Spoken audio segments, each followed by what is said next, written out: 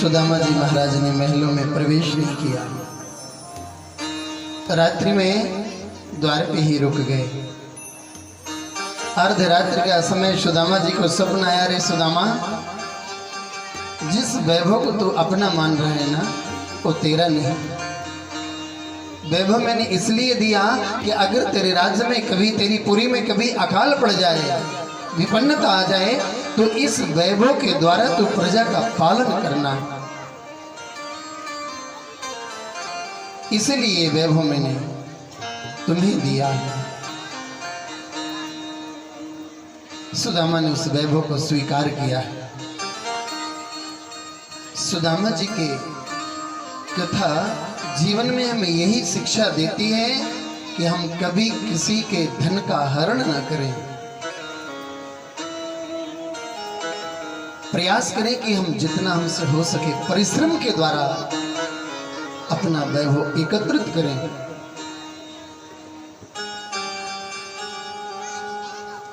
इधर आगे चलकर के सुखदेव जी कहते हैं, परीक्षित, आज श्री कृष्ण को ब्रज छोड़े पूरे 100 वर्ष हो गए। जिस समय अक्रूर जी के साथ मथुरा जा रहे थे, मैया को वचन दिया था, मैया तो चिंता मत करना, मैं परसों लौट करके आ जाऊंगा। आज 100 वर्ष पूर्ण हुए, किया परसों का वादा था, 20 वर्षों गई उनको। 100 वर्ष बीत जाने पर भी लौट करके कृष्ण वापस वृंदावन नहीं गए।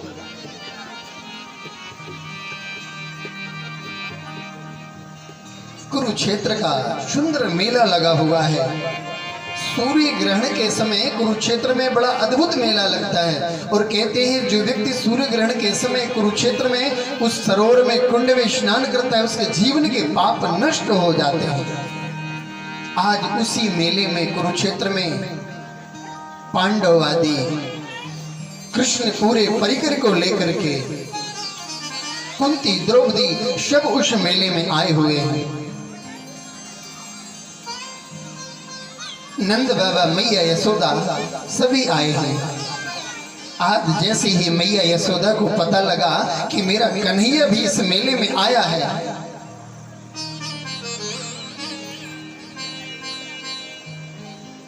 मैया एक एक तंबू में जाती है और जाकर के अपने कन्हैया का पता पूछती है।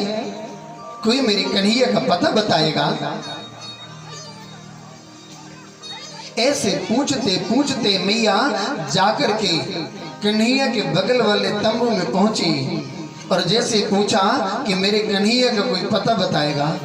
उस समय कृष्ण अर्धशयनावस्था में थे। आवाज पड़ी, कोई मेरी कन्हैया का पता बताएगा।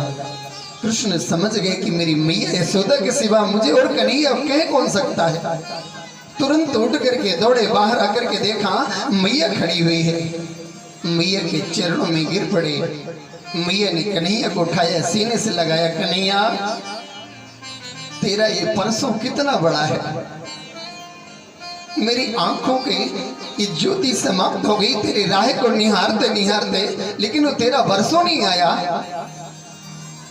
मुझे आज पता चला कि तेरा बरसों कितना बड़ा है।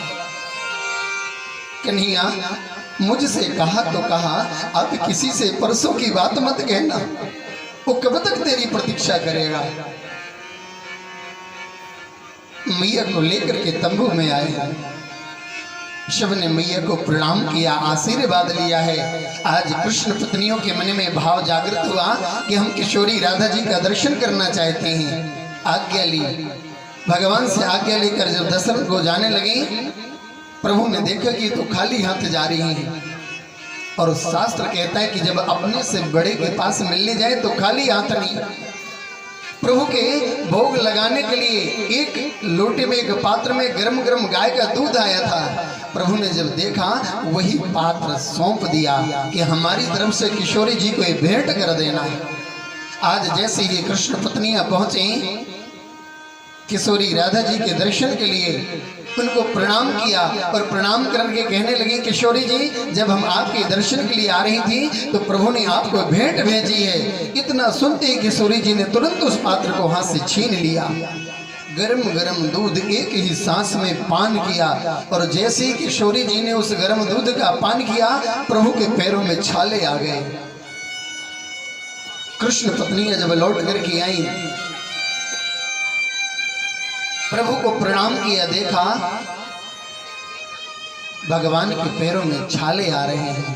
पूछने लगी, प्रभु जब हम किशोरी जी से मिलने गई थी तो आप कहाँ गए थे? भगवान ने कहा, मैं तो कहीं नहीं गया। बोले नहीं, आप ये झूठ बोलते हैं, आप कहीं तो गए हैं। अगर नहीं गए तो आपके पैरों में छाले कैसे आए? इसका कारण क्या है? भगवान कहने लगे, देवियों जो तुम्हारे मन में अभिमान है, मैंने इस अभिमान को दूर किया है। तुम्हारे मन में अभिमान है कि कृष्ण सिर्फ और सिर्फ हमारे हैं, ये अभिमान का त्याग कर दो। तुमसे भी बड़ा कोई और भी मेरा प्रेमी है। किशोरी राधा जी अहर्निश भगवान के चरणों को अपने सीने पर धारण करके रखती है वक्षस्थल में। इसलिए जैसे वो गर्म दूध किशोरी जी के वक्षस्थल सीने से अंदर गया, भगवान के पैरों में छाले आ गए। ये अद्भुत प्रेम है।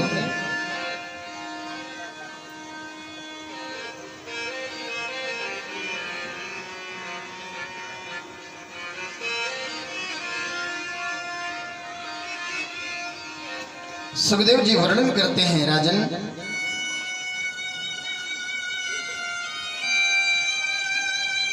सुखदेव जी कहते हैं, परीक्षित समय समय पर भगवान अपने परिवारी जनों को धर्म का उपदेश देते हैं। आज भगवान द्वारिकाधीश ने अपने पूरे परिवारी जनों को बिठाया और बिठा करके उपदेश दे रहे हैं, बेटा इंसान 3 चीजों से जल्दी बिगड़ता है। कौन कौन सी? रूप यौवन संपत्ति प्रभुत्वम अविवेकिता एकैकम अप्यनर्थाय किमु यत्र चतुष्टकम। ये 3 चीजें इंसान को जल्दी बिगाड़ देती हैं। सुंदर रूप का होना, जवानी और अधिक धन का होना, ये व्यक्ति को बिगड़ने के साधन है।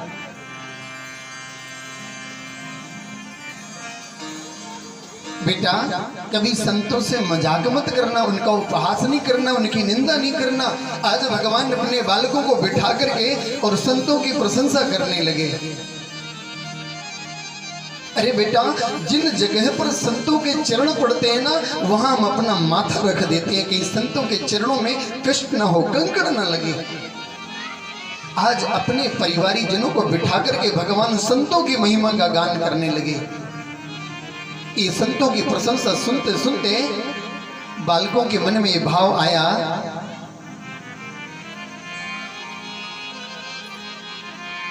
कि आजकल पिताजी के पास कुछ और तो काम बचा नहीं, तो संतों की प्रशंसा करने लगे। चलो आज संतों की परीक्षा ली जाए। ये बालक जा रहे हैं संतों की परीक्षा लेने।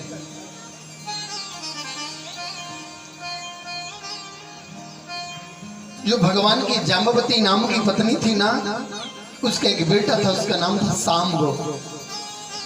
15-16 वर्ष का बालक, दाढ़ी मुंह छाए नहीं थे, एकदम गोल मटोल था, तो उसको साड़ी पहना दी और पेट में कपड़े की पोटली बांध दी, एकदम गर्भवस्थी स्त्री का रूप बना दिया और उसको लेकर के संतों के पास गए।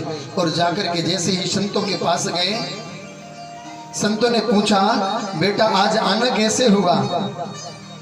बालक कहने लगे, महाराज कुछ नहीं, हमारे घर ये बहू गर्भवती थी, तो हमने सोचा चलो संतों के पास चल करके पूछ लें, इसके बेटा हो गया बेटी होगी। बड़े बड़े तपस्वी संत वहां बैठे हुए थे।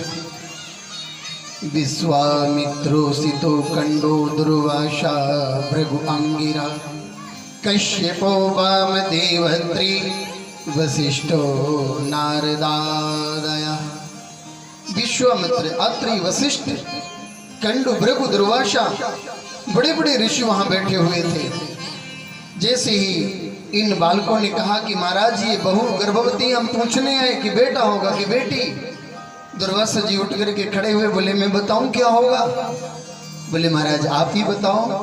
बोले ना इसके बेटा होगा ना बेटी। बोले फिर? बोले यदुकुल का संहार करने वाला लोहे का मूषल होगा। संतों ने श्राप दे दिया। बालक घबराए, जब कुछ दूर जाकर के पोटली को खोला देखा तो लोहे का मूषल था। दौड़े दौड़े महाराज यदु के पास हो गए, बाबा हमसे बहुत बड़ी भूल हो गई, क्या करें? महाराज यदु ने कहा बेटा चिंता नहीं करना है, इसको पिसवा करके समुद्र में फेंक दो, फिर क्या होगा? मूसल को लिया, पीस करके समुद्र में फेंक दिया है। आज वसुदेव जी के यहाँ नारद जी का जाना हुआ, और जैसे ही जाना हुआ वसुदेव जी महाराज प्रार्थना करने लगे, महाराज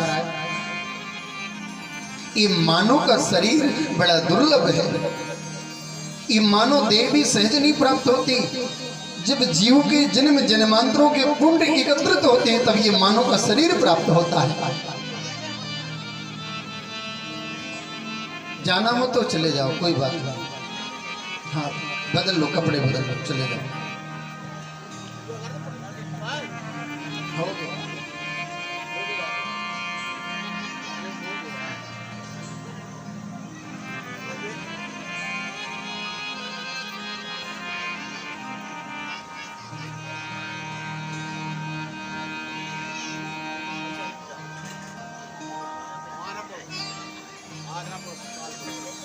राम राम कर लो, कह दो सीताराम पहुंचे जी।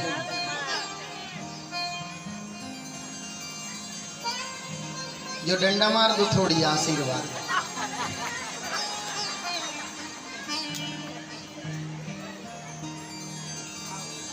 सुदामा बड़े सीधे साधे, देखो देखे रहिए कौन की आंख में लगो लग रही है डंडा।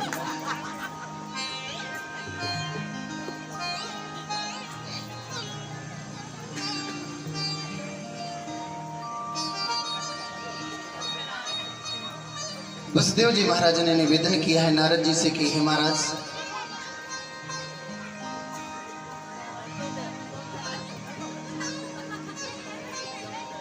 अब हमारा चौथापन आ गया, वृद्धावस्था आ गई, ये इंद्रिय अपनी अपनी ओर खींच रही है,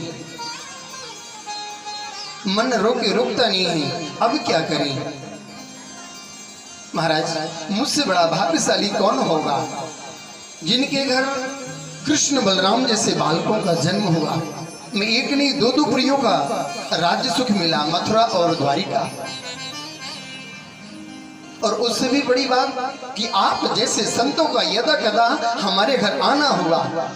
अरे महाराज जिनके घर आप जैसे संतों का आगमन हो जाए उनके घर भी धन्य हो जाते हैं। जिनके ग्रह पावन भय संत पधारे आया, लेकिन आज ये मन रोके नहीं रुकता, क्या करें? यही प्रश्न महाराज जनक ने नवयोगेश्वरों से कर दिया।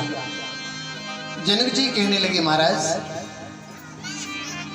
दुर्लभो मानसो देहो देही नाम क्षण भंग रहा तत्रापि दुर्लभम मन्ने वैकुंठ प्रिय दर्शनम। ये मानव का शरीर, ये मानव देह बड़ी दुर्लभ है, और इस देह को पाकर के हमें क्या करना चाहिए?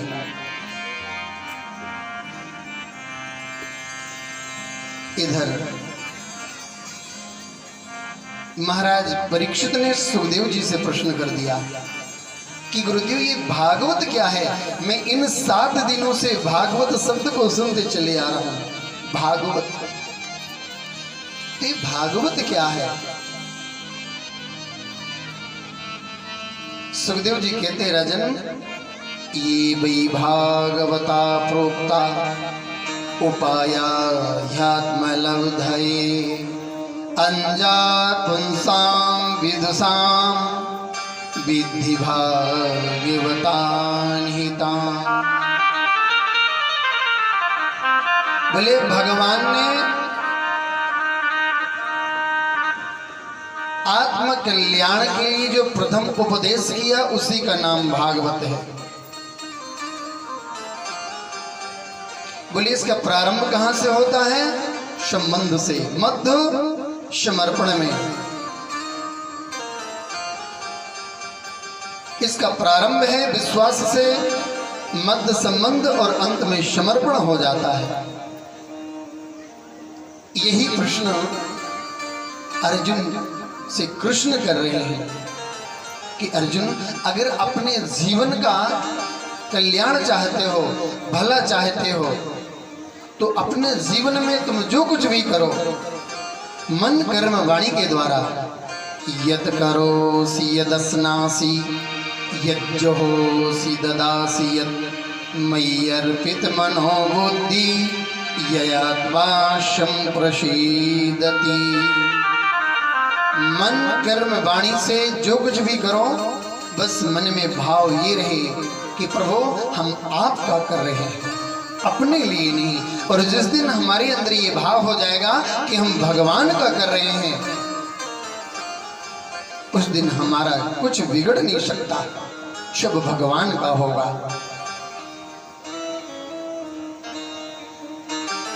ये विश्वास हो जाए कि हम भगवान का कर रहे हैं।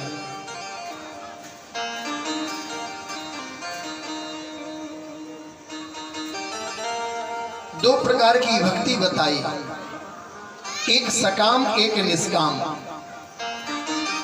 सकाम भक्ति कामना वाली, जिस भक्ति में कोई कामना हो।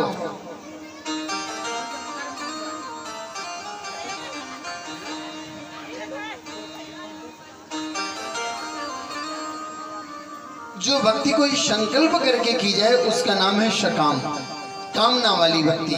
जैसे बहुत से लोग बोले बेटे का विवाह नहीं हो रहा, हमारे बेटे का विवाह होगा, हम पुराण सुनेंगे, नौकरी लग जाए, बेटा हो जाए, आदि आदि। ये है सकाम भक्ति।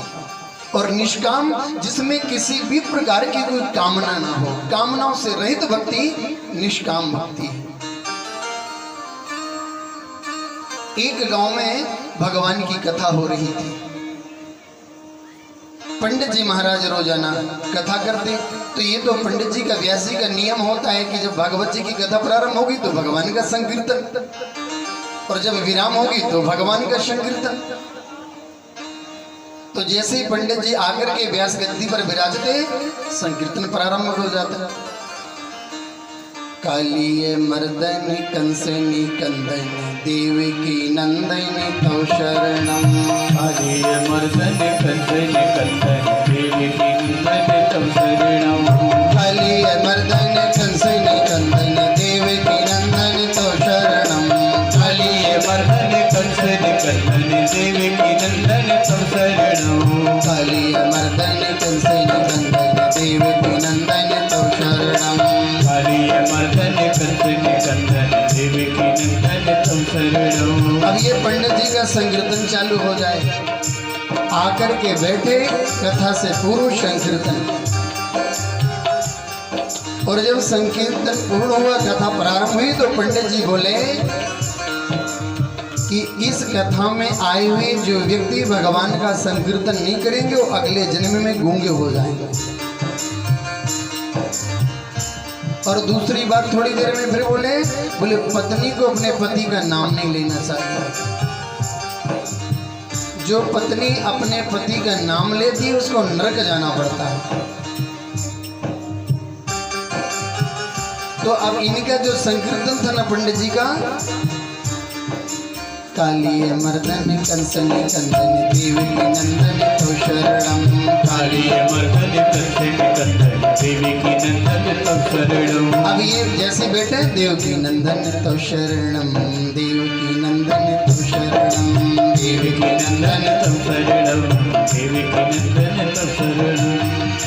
पंडित जी ने कहा कि पत्नी को पति का नाम नहीं लेना चाहिए, उसी भीड़ के बीच में एक मैया आती थी कथा सुनने। मैया के पति का नाम देवकी नंदन था। पंडित जी ने कहा पत्नी अगर पति का नाम लेगी नरक जाएगी। अब मैया संकट में पड़ गई।